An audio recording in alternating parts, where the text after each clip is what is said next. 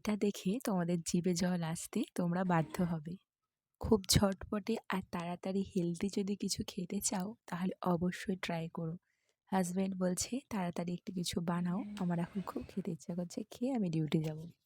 এখন আমি ততটা কিন্তু করি না, ডেকোরেশন করে খাবার বানাই টুকটাক তাড়াতাড়ি করে, কিন্তু সেইভাবে ডেকোরেশন করে ফটো তোলা বা ভিডিও করা হয় না। তবে যখন আমি ফেসবুক করতামও না, তার আগে কলকাতায় যখন আমি কোয়ার্টারে থাকতাম, খুব শখ ছিল সুন্দরভাবে রান্না করে সুন্দরভাবে ডেকোরেশন করে নিজেও খাওয়া, আর যে আসবে তাকে খাওয়ানো।